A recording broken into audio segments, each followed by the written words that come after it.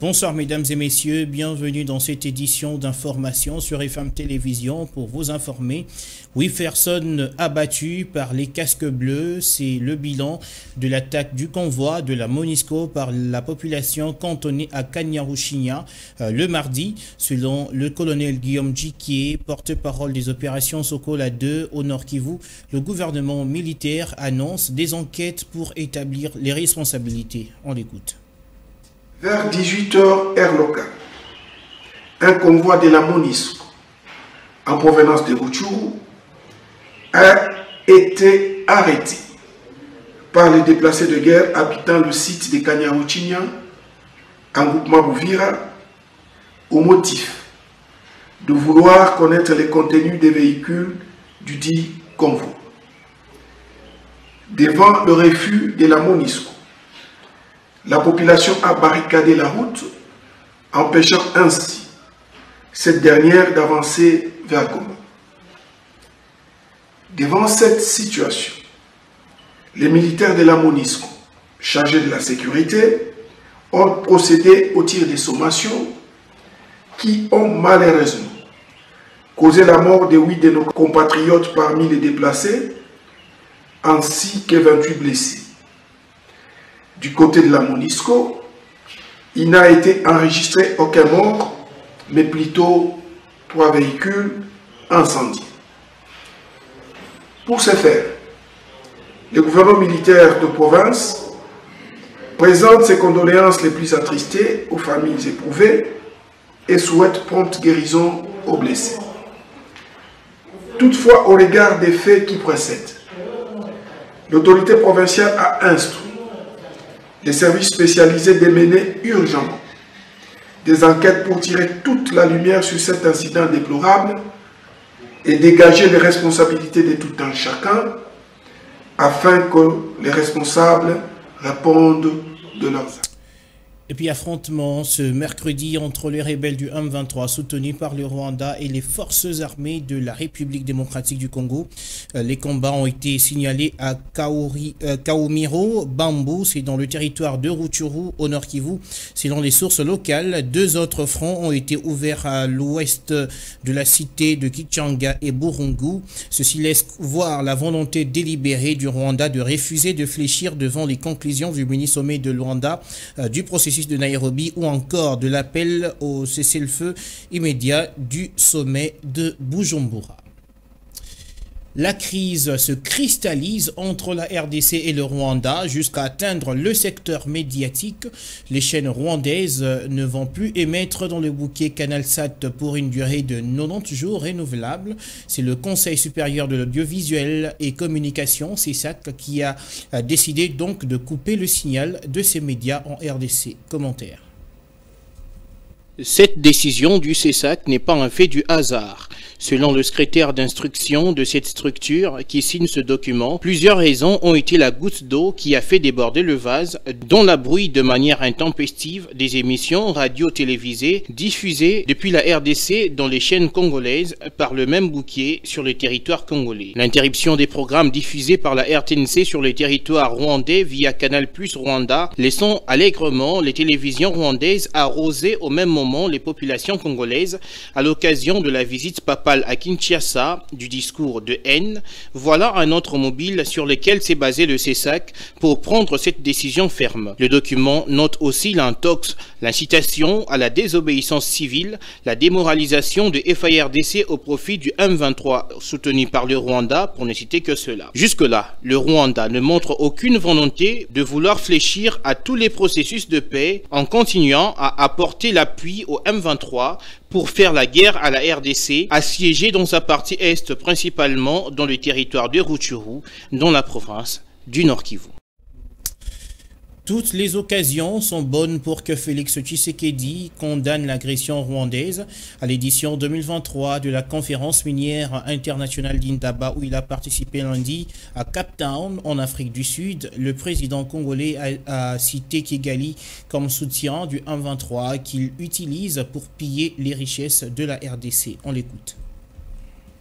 Il est triste de constater que cette abondante dotation naturelle n'a toujours pas profité au pays encore moins à l'Afrique, en raison de questions de mauvaise gouvernance enracinées depuis des décennies, mais aussi en raison d'une insécurité savamment orchestrée par des puissances obscures, avides de nos richesses naturelles, comme c'est le cas présentement dans la partie est du pays, en l'occurrence la province de l'Ituri et celle du Nord Kivu, avec le mouvement armé, le M23, qui n'est autre qu'un déguisement d'un voisin belliqueux, le Rwanda, obnubilé par nos richesses, mais malheureusement maladroit dans sa méthode pour y accéder, préférant la guerre plutôt qu'un cadre paisible d'échanges fructueux, gagnant-gagnant. Tout à fait autre chose, sa visite en RDC est encore fraîche dans sa mémoire. Le pape François, qui était en audience publique ce mercredi dans la Cité du Vatican, est revenu sur quelques moments qui lui ont le plus marqué durant son séjour au pays de Félix Tshisekedi. Suivez cet élément. Je remercie Dieu qui m'a permis de faire ce voyage tant désiré. Le pape François a visiblement été marqué par sa visite en RDC. Deux rêves, rendre visite aux Congolais gardiens d'un pays immense, poumon vert de l'Afrique, avec l'Amazonie, ce sont les deux poumons du monde. Terre riche de ressources et ensanglantée par une guerre qui ne se termine jamais, car il y a toujours ceux qui alimentent le feu. L'un des moments qui reste inoubliable dans sa mémoire, c'est sa rencontre au stade des martyrs de la Pentecôte avec les jeunes et les catéchistes. C'était une immersion dans le présent projeté vers le futur. Pensons à la force de nouveau qui peut porter cette nouvelle génération chrétienne, formée et animée par la joie de l'Évangile. Le souverain pontife s'est aussi souvenu de son conseil vis-à-vis de cette jeunesse sur l'image des 5 doigts de la main.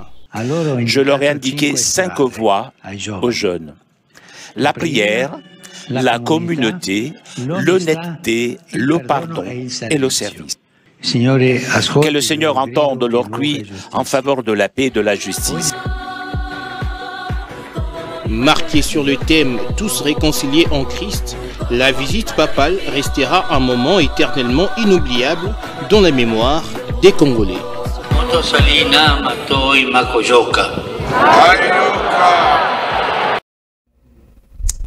On va parler santé à présent. Saviez-vous que les règles douloureuses peuvent conduire à l'infertilité? C'est pourtant une certitude alors que plusieurs femmes qui connaissent ce problème de santé ne se sentent pas motivées pour se rendre à un centre de santé pour des soins appropriés. On en parle dans cet élément que nous proposent Jérémy Damboma et Enoch Mafuka. Il s'agit d'un vrai problème de santé publique. Alors que plusieurs femmes y accordent moins d'attention, les règles douloureuses peuvent conduire à la stérilité. Parmi ces causes-là, il y a l'endométriose, il y a la dénomiose, aussi il y a la dénomiose externe. Tout cet ensemble de signes, dystrophie ovarienne et puis une infection génitale chronique, cela pouvait entraîner une stérilité à la longue si cela n'est pas bien pris en charge dès le départ. Causées par l'épaulite à l'utérus, les douleurs extrêmes pendant les menstruations peuvent se soigner. Raison pour laquelle il faut se rendre auprès d'un médecin, particulièrement un gynécologue, pour prier. Je conseille aux femmes qui en souffrent des règles douloureuses d'aller voir un médecin gynécologue pour une bonne consultation gynécologique, voir s'il y a des problèmes qui peuvent poser des complications à la longue de la stérilité pour bien prendre ça en charge bien avant. Cependant, il existe des médicaments bien spécifiques pour calmer les règles douloureuses, dit le docteur Mawanda. Nous prenons quand même les anti-inflammatoires non stéroïdiens qui calment les règles douloureuses. Par exemple, l'ibuprofène, ça peut calmer les règles douloureuses, mais aussi nous référons à un niveau tertiaire s'il y a d'autres complications pour bien prendre ça en charge. Dans le monde, au moins 48% de femmes sont concernées par le règles douloureuses. Plus de la moitié d'entre elles sont plus jeunes, soit âgées de 15 à 19 ans, selon Le Parisien. En passant société, le sol a ouvert grand la bouche et menace d'avaler la population. Les habitants du quartier Matadi Kibala dans la commune de Mongafula vivent avec la boule au ventre, avec tout le risque qu'un énorme ravin qui s'est élargi dans leur contrée représente une situation causée par les pluies diluviennes. C'est un reportage de Ruth Dinonzei et Torres Atibou. Ceux qui ont connu le quartier Matadi Kibala dans la commune de Mongafula ne pourront peut-être pas le reconnaître. Ce ravin grandissant qui détruit des maisons construites en matériaux durables et les dégâts causés par les pluies diluviennes qui se sont abattues du 12 au 13 décembre 2022, lesquelles avaient d'ailleurs occasionné la coupure de la route numéro 1 dans son tronçon compris entre Matadi Kibala et Anvrak. Tant que prince Boukani kuna ne accident o nyon sotozuango. Nanda kundegezo Boukani. Tala banda kundenge kei. Eza pasi mingi. Gouvernement atala bisoli kamboy. Mon érosion oh tout droit nanda kunangai. Bananda ko Boukani biloko nyote tiola l'état do sala bisota eloko moko te. To lala na église to zo mona to za na église.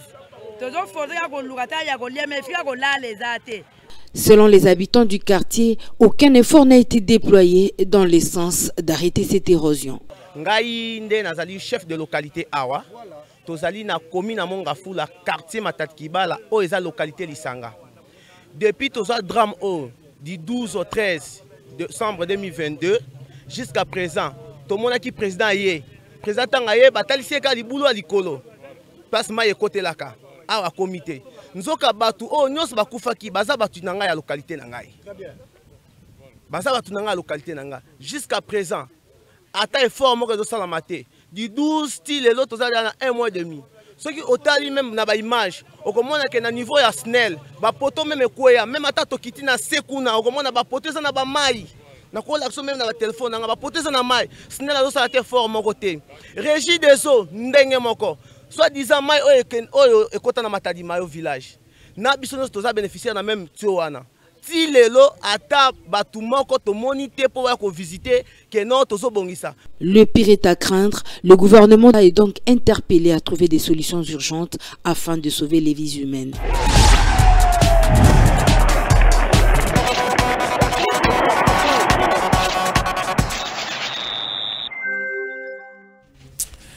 C'est l'heure de parler sport, comme vous l'avez compris. Ce soir, on en parle avec notre spécialiste maison en matière de sport, Lionel Ngolo. Bonsoir. Bonsoir Patrick, bonsoir à tous. Avec vous, un sujet qui nous tient à cœur, c'est l'arrêt du championnat national. On va d'abord prendre cet élément avant de discuter avec vous, Lionel. Les mauvaises nouvelles font rage en tête du football congolais après l'élimination précoce des léopards locaux au Tchad. Le comité de gestion de la Lina Foot s'est déclaré incapable de poursuivre le championnat national, faute notamment des moyens. Déclaration faite à l'issue d'une session avec l'ADEFCO hier lundi. Je vous propose donc de suivre cette réaction du président de l'ADEFCO et on se retrouve après. Au nom de tous les collègues ici présents, quand je dis les collègues, c'est-à-dire le président et les différents membres de chaque club de la Ligue 1 et Ligue 2, un championnat qui est organisé par la Lina Foot, qui nous a appelé ce jour, c'est-à-dire le 6 février 2023, pour nous communiquer. La Lina Foot nous a appelé pour nous communiquer sur certains points. Et au jour d'aujourd'hui, s'il faudrait vous donner la teneur de cette communication, la Lina Foot nous a informé des difficultés qu'elle a pour continuer à bien organiser les championnats de cette saison 2022-2023. Le soubassement par rapport à cette difficulté n'est autre que la difficulté sur le moyen financier. Il y a également un problème de terrain. La Lina Foot n'a pas de terrain pour organiser bonnement ces championnats cette saison. Et la Lina Foot nous a appelé pour nous annoncer cette contrainte et voir si nous pourrions avoir une solution, c'est-à-dire chercher aussi à aller vers des autorités pour la question de finances, mais au-delà de la question des finances. C'était donc là le président de la DEFCO, Lionel Ngolo, on l'a entendu, donc impossibilité, incapacité, on peut le dire, d'organiser un championnat national. Est-ce que, n'est-ce pas un coup dur, notamment pour les joueurs qui n'auront pas l'heure de jeu? On a parlé tout à l'heure en début de soirée, dans le cadre de l'émission FM Sport, c'était prévisible en tout cas que ces championnats allaient connaître les mêmes problèmes que les éditions précédentes. Voilà, les précédentes éditions. Et parce que c'était petit, très précaire déjà, ce début-là. Il y a la foot qui a plusieurs fois déclaré qu'elle avait juste les moyens d'organiser les 5 premières rencontres et que c'était compliqué de poursuivre les championnats.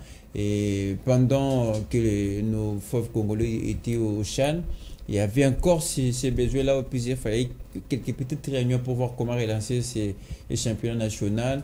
Bon, ça arrive, la foot a trop encaissé, espérer qu'il y aurait une bonne suite de la part des grandes instances, je cite la FECOFA et le ministère des Sports. Et finalement, la foot est arrivée en terme de sa patience, voilà, a déclaré, c'était d'ailleurs au cours de cette réunion avec la DEFCO, la foot a déclaré clairement ses limites de poursuivre ce championnat national. Ça fait très mal, vous avez évoqué le sort de nos joueurs et on a à un moment évoqué quand même ces revers de l'équipe nationale, le CHAN, et tout est mal parti puisqu'il n'y avait pas les championnats au départ et ça a repris mais avec beaucoup de problèmes alors qu'il y avait d'autres équipes qui ont plus de matchs par rapport aux autres. Il y avait ces soucis-là. Bon, là, on va encore voir ces championnats s'arrêter si jamais le gouvernement va faire les miracles. Et moi, je pense que le grand regret de tout ça, c'est le football congolais qui est en voie de disparition. On se pose des questions pour ces jeunes qui n'ont que ça comme métier, qui ont des familles à élever, c'est très compliqué. Et là, la DEFCO, d'ailleurs, qui promettait à travers ces éléments qu'elle allait se prononcer par rapport à cette décision. Oui, la DEFCO, d'ailleurs, vient de se prononcer ce soir. Est-ce que vous étiez là? Qu'est-ce qu'on peut retenir? En gros, la DEFCO, d'abord, a recommandé, a donné quelques recommandations. J'espère qu'on va revenir longuement dans nos prochaines éditions. Mais en bref, de manière globale, la DEFCO a déclaré clairement et exigé même au gouvernement la reprise du championnat dans un bref délai. Et parce que ces dirigeants ont estimé être des perdants dans tout ça, puisqu'ils dépensent, ils prennent en charge leurs joueurs, frais de logement, santé et autres. Et quand on arrête le championnat, il faut le dire clairement, Patrice, c'est un manque à gagner pour ces dirigeants des clubs et même pour ces joueurs, surtout pour ces talents. Donc la DEFCO a exigé, et avec des mots un peu plus clairs, la reprise du championnat national dans un bref délai, et à part ça, doter à ce football congolais, à ce championnat national, des infrastructures adéquates, des moyens nécessaires, conséquents, pour que ces championnats arrivent jusqu'au bout. On ne parle même pas du calendrier qui a été complètement bousillé. On ne sait même pas comment ça sera aussi pour l'édition prochaine. Donc, tout est en cacophonie, tout ne marche pas bien, Lionel. C'est très compliqué parce que nous avons des sabres qui est arrivé en qualité de sélectionneur et manager qui veut aussi construire son équipe avec les joueurs locaux. Je ne sais pas sur quelle base. Et il va sélectionner les joueurs locaux si jamais les championnats ne vont pas reprendre.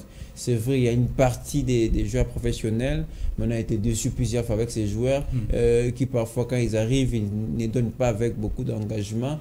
Là où il y a la nécessité évidemment de reprendre les championnats nationaux, c'était les cris d'alarme de la DEFCO. Maintenant on attend, puisqu'il faut en même temps rappeler à nos téléspectateurs, la FECOFA a déjà demandé, instruit une réunion d'urgence entre la DEFCO et la Linafoot pour voir ce qu'il faut décider très prochainement pour le soir de notre championnat. Mais ça reste très précaire. Il y a beaucoup d'inquiétudes à ce sujet pour ces championnats qui connaissent encore des menaces d'arrêt. Et c'est très compliqué. Moi, j'ai l'impression de le dire. Le football congolais est en danger. Le football congolais est en voie de disparition, exactement. Ok, merci beaucoup Lionel Ngolo pour toutes ces précisions. Merci à vous, Patrick. Mesdames et messieurs, c'est également la fin de cette édition d'information. Merci à tous de nous avoir suivis. D'ici là, portez-vous bien.